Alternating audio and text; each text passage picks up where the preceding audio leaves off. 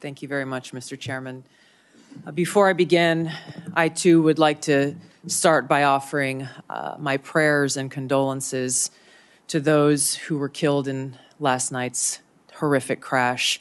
Senator Warner, Senator Moran, our condolences and prayers are with you and all of your constituents.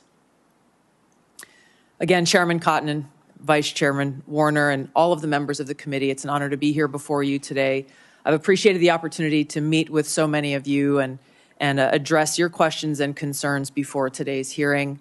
I know they've gone, but I'm grateful to Senators Burr and Ernst for their trust and their confidence in taking time to join us here today. To my husband, Abraham, my family, friends, fellow veterans, Medal of Honor recipients, and patriots, thank you for your love and support. I'm honored and grateful to President Trump for his trust and confidence in nominating me to serve our country as the Director of National Intelligence at a time when trust in the intelligence community, unfortunately, is at an all-time low. Chuck Schumer admitted a few years ago, quote, "You take on the intelligence community, they have 6 ways from Sunday at getting back at you." For too long, faulty, inadequate, or weaponized intelligence have led to costly failures and the undermining of our national security and God-given freedoms enshrined in the Constitution. The most obvious example of one of these failures is our invasion of Iraq based upon a total fabrication or complete failure of intelligence. This disastrous decision led to the deaths of tens of thousands of American soldiers, millions of people in the Middle East, mass migration, destabilization, and undermining of the security and stability of our European allies, the rise of ISIS, strengthening of al-Qaeda and other Islamist jihadist groups, and strengthening Iran. Here are just a few other examples. The American people elected Donald Trump as their president not once but twice, and yet the FBI and intelligence agencies were politicized by his opponents to undermine his presidency and falsely portray him as a puppet of Putin. Title I of FISA was used illegally to obtain a warrant to spy on Trump campaign advisor Carter Page, using a Clinton campaign-funded false dossier as their so-called evidence. Biden campaign advisor Tony Blinken was the impetus for the 51 former senior intelligence officials' letter dismissing Hunter Biden's laptop as disinformation specifically to help Biden win the election.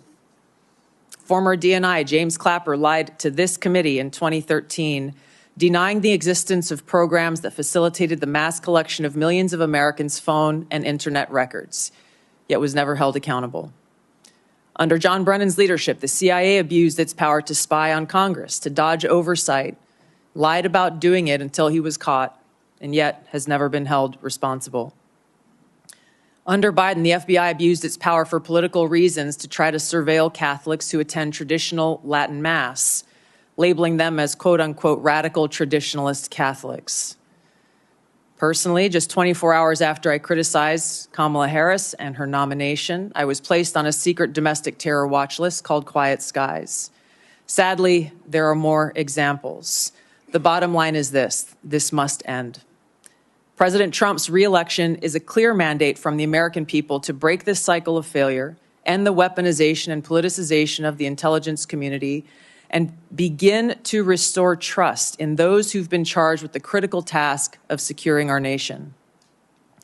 If confirmed as DNI, I will do my very best to fulfill this mandate and bring leadership to the intelligence community with a laser-like focus on our essential mission, ensuring the safety, security, and freedom of the American people. As the President's principal intelligence advisor, I'll begin by leading by example, checking my own personal views at the door, and committing to delivering intelligence that is collected, analyzed, and reported without bias, prejudice, or political influence. I enlisted in the Army because of the horrific terrorist attack on September 11th. And volunteered to deploy to Iraq in 2005, where I served in a medical unit. After nearly 22 years in uniform with 3 combat deployments to the Middle East and Africa, I'm now a lieutenant colonel in the U.S. Army Reserve, where I serve as a battalion commander of soldiers in Oklahoma, Missouri, and Arkansas. I served in Congress for 8 years on the Homeland Security, Foreign Affairs, and Armed Services committees. And it's my experience in the military and in the halls of Congress that have given me a deep understanding of the complex challenges that our nation faces, in both roles engaging with world leaders, in both roles being privy to highly classified intelligence. So I know firsthand how essential accurate, unbiased, and timely intelligence is to the President, to Congress, and to our warfighters. I also know the heavy cost of intelligence failures and abuses. Senator Collins, you led the creation of ODNI specifically to address those intelligence failures of 9/11 and Iraq's so-called WMDs. The need for the ODNI under strong leadership still exists today.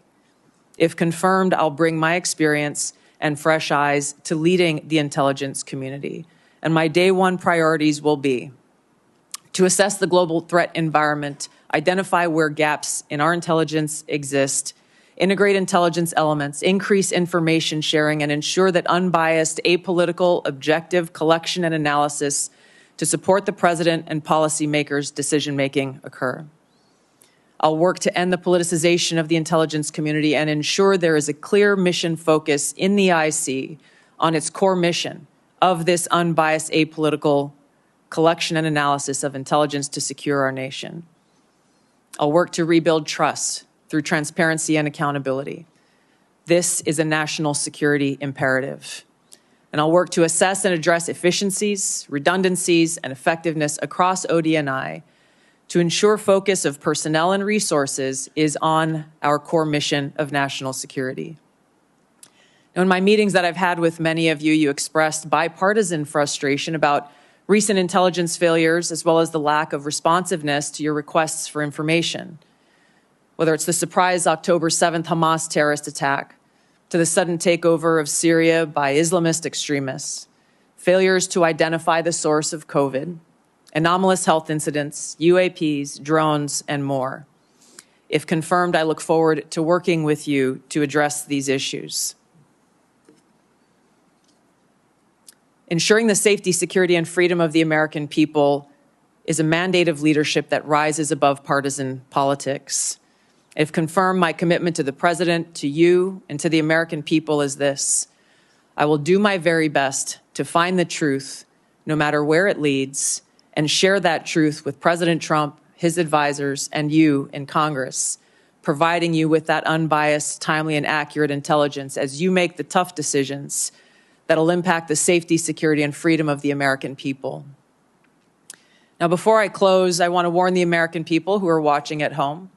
You may hear lies and smears in this hearing that'll challenge my loyalty to and my love for our country.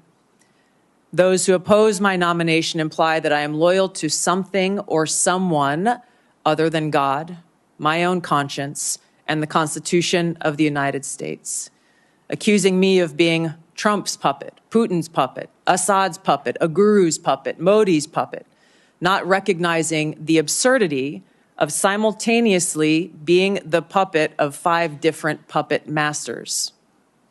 The same tactic was used against President Trump and failed. The American people elected President Trump with a decisive victory and mandate for change. The fact is, what truly unsettles my political opponents is I refuse to be their puppet. I have no love for Assad or Gaddafi or any dictator. I just hate Al-Qaeda. I hate that we have leaders who cozy up to Islamist extremists, minimizing them to so-called rebels. As Jake Sullivan said to Hillary Clinton, quote, Al-Qaeda is on our side in Syria. Well, Syria is now controlled by an Al-Qaeda offshoot, HTS, led by an Islamist jihadist who danced in the streets on 9/11 and who was responsible for the killing of many American service members. Democrat senators in the past resorted to anti-Christian bigotry against some of President Trump's judicial nominees like Amy Coney Barrett and Brian Boucher. I condemn those actions as a Democrat in Congress at the time, as religious bigotry must be thoroughly condemned by all of us, no matter the religion. Unfortunately, there are some Democrat senators who still don't understand the principle of freedom of religion and Article 6 of the Constitution. Quote, no religious test shall ever be required as a qualification to any office or public trust under the United States. Unfortunately, they're once again using the religious bigotry card, but this time trying to foment religious bigotry against Hindus and Hinduism. If anyone is sincerely interested in knowing more about my own personal spiritual path of Hinduism, I welcome you to go to my account on X, where I'll share more on this topic. If confirmed as Director of National Intelligence, I will continue to live by the oath that I have sworn at least 8 times in my life, both in uniform and as a member of Congress.